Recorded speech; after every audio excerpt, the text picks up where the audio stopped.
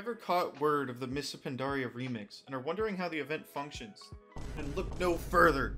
This simple guide will demonstrate the basics of how the event is going to function and things you as the player should look out for. Firstly, what is the Miss Pandaria remix? Well, it's essentially an event that goes live on May 16th, 2024 at 10 AM Pacific time and ends on August 19th, 2024 at 4 PM Pacific. So you should have more than enough time to get the goodies attached to this limited time event.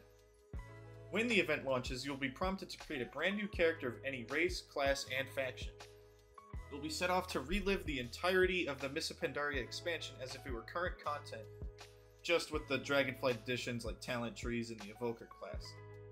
You'll start at level 10 and be given a short questline that gives you a Cloak of Infinite Potential, which is an infinitely scaling cloak that increases your character power and permanent experience gain on your account during the event.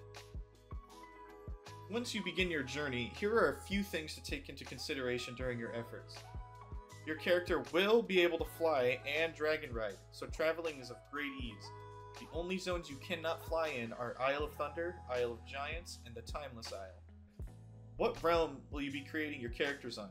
When the event starts, your character is created in the realm of your choosing according to the many retail servers at your disposal, such as Stormrage, Moonguard, and Area 52.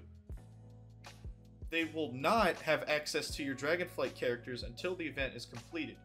When the event concludes, the character you created will then automatically be transferred to Retail Dragonflight and be given 415 item level gear if they were level 70 by the end.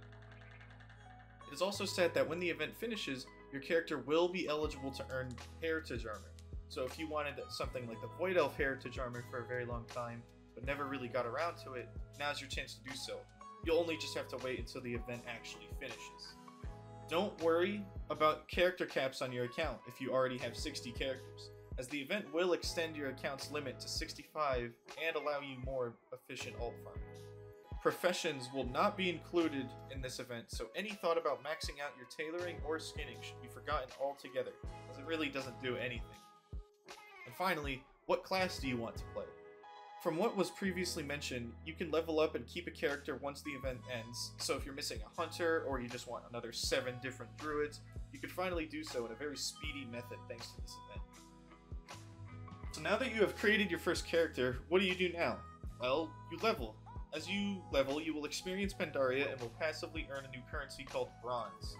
This currency is very essential to the rewards of the event, so keep a close eye on it. Just play through MoP and begin to enjoy the many different twists Blizzard has spun on the event and see for yourself as you journey through it. Such twists are as follows. You may notice you won't be earning necklaces, rings, and trinkets in the traditional methods of WoW. This is because they are actually locked to achievements such as the Time Runner. This particular achievement will reward you with a trinket that has 3 prismatic sockets attached to it, allowing you to customize its stats. On screen, you can now see a more detailed version of how to obtain each jewelry slot. As you level, you will notice your gear slowly receiving sockets on them. These sockets can of course be slotted with gems of your choice so long as you come across them. To obtain these gems, you will just play the game as you would and combine them together, finding they all have variously different stats attributed to them. Eventually, if you combine a gem enough, you will receive a legendary gem that gives you much more secondary stats than anything else would have. So just find as many as you can and put them together. You can also get a meta gem. These can be purchased with the brand new bronze currency mentioned from earlier, and it will reward you with a gem that can be placed into your helmet, such as the Tireless Cost gem. There are also cogwheel sockets. These are sockets that allow you to gain an ability from an entirely different class, so a warrior could gain Vanish, and a hunter could gain Roll. Then there's the Tinker gems. You get 12 of these in total, and these typically are similar to that of like a trinket you'd find anywhere else in the world. An example of that is the Deliverance gem or the Lightning Rod gem. Lastly, there is the Cloak of Infinite Potential. This is the cloak mentioned from before, and now it just keeps all of its enchants permanently, and is accessed by your entire account of MoP Remix characters. It literally can grow infinitely in power and incentivizes you to play as many alts as possible because of its experience buff increase and means of upgrading it being tied to leveling. But also just completing daily activities and many PvE based things will passively upgrade the cloak if you aren't a huge altaholic kind of person. While this all sounds interesting and maybe super fun, depending on the kind of player you are, why should you even bother in the first place? Well, for starters, there's an insane amount of brand new rewards attached to the event, including up to 36 brand new mounts. This doesn't even begin to scratch the surface of all the transmogs and companion pets you can get alongside the event and take with you into the modern version of the game. On top of this, Blizzard has implemented all of the previous cosmetics from Mists of Pandaria to be obtained in a much easier manner before it, netting you both old and new items you may have not had. This even includes things like the Heavenly Onyx Cloud Serpent World Boss from the Shaw of Anger and the Tusks of Manaroth from Garrosh Hellscream. No more ridiculous amounts of RNG, and now you could just hardcore farm and get your items when you want them. Although you must remember that the event is for a limited time only, so all these cool brand new things will be removed for who knows how long, if not just forever in general. To ensure you get the absolute most out of your cosmetics, here's a short need to know basis. Farm all of the brand new cosmetics first. There are many mounts and transmogs added that will disappear when the event ends, so make sure you don't miss out and try to spend your bronze at these rewards before anything else.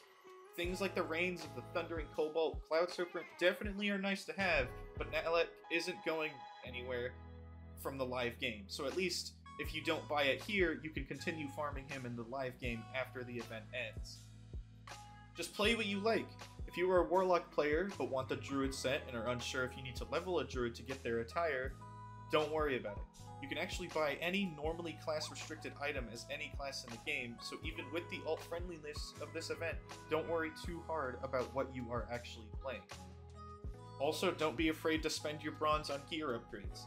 Bronze is an absolute abundance during this event, and Blizzard has even made all of the mop raids and dungeons daily lockout rather than a week.